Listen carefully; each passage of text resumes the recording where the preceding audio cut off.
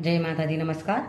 आज हम बात करेंगे जन्म कुंडली की। जन्म कुंडली में आपके अष्टम भाव के स्वामी अष्टमेश कहाँ पर बैठे। आप अपनी जन्म कुंडली उठाकर देख सकते हैं कि आपके अष्टम भाव के स्वामी कहाँ पर बैठे हैं।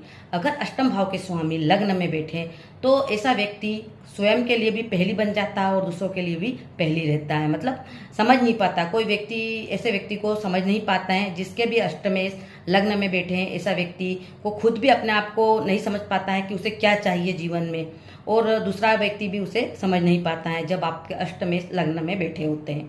उसी प्रकार दूसरे सूत्र की बात करें, अगर आपके अष्टमेश दूसरे भाव में बैठे हैं, धन भाव में बैठे हैं, वाणी भाव में, तो आपकी वाणी ऐसी होगी, असरदार वाणी रहेगी। आप जो भी बोलेंगे वो घटित हो जाएगा, मतलब सच हो जाएगा। आप किसी को कोई शब्द बोलेंगे वो सच हो सकता है। संभल कर थोड़ी सी बातें करें। अगर कोई को किसी से बात करनी है तो आप सोच समझ कर करें तो बहुत ही अच्छा है। गलत शब्द का इस्तेमाल ना करें आप तो बहुत ही अच्छा है, क्योंकि आपकी वाणी प्रभावशाली होती है। आप जो बोलेंगे वो घटित हो सकता है जब अष्टमेश दूसरे भाव में बैठे हैं। अब हम तीसरे सूत्र की बात करेंगे। आप ये सूत्र लगा सकते हैं हर भाव पे भी, पर हम जैसे खास लग्नेश मतलब कि अष्टमेश लग्न में बैठा तो क्या प्रभाव रहेगा, और जैसे अष्टमेश दूसरे भाव में बैठा तो क्या प्रभाव रहेगा। अब हम बात करेंगे, अगर अष्टमेश आपका 10वें भाव में बैठा है, 10वें भाव में अगर अष्टमेश बैठा है कर्म भाव में, आपके कार्य क्षेत्र में स्थिरता नहीं रहेगी, अस्थिरता बनी रहेगी। काम हमेशा डिले होंगे, काम बनने में परेशानी होगी।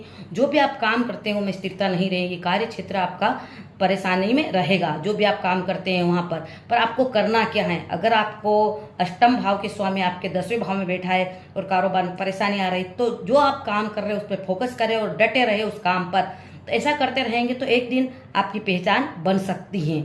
मतलब काम भी ना बदले कि ये काम किया तो आप दूसरा करें। काम बदलने से भी आपको नुकसान हो सकता है। जो आप कार्य कर रहे हैं उसमें डटे रहिए थोड़े समय तक, निश्चित रूप से आपको फायदा होगा।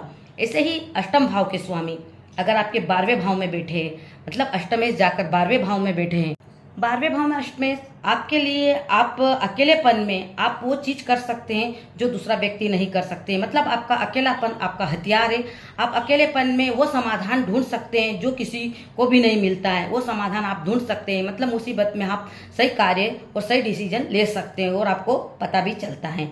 मतलब अष्टम भाव के स्वामी इन भाव में बैठे हैं तो ये रिजल्ट हो सकता है। आप देख सकते हैं अपनी कुंडली में लगाकर कि क्या ये घटित हो रहा है। तो आप थोड़ा सा योगा ध्यान, और योगा ध्यान के साथ में आप थोड़ा सा ध्यान जरूर करें, मंत्रों का जाप जरूर करें, अपने इष्ट मंत्र का जाप जरूर करें, ताकि आपको कार्य क्षेत्र में परेशानी ना आए। कार्य क्षेत्र में ज़्यादा परेशानी देखने में आती है जब अष्टम भाव का स्वामी 10वें भाव में जाकर बैठता है, तो परेशानी जरूर देखने में आती है। इसी प्रकार लग्न में बैठता है तो आप स्वयं की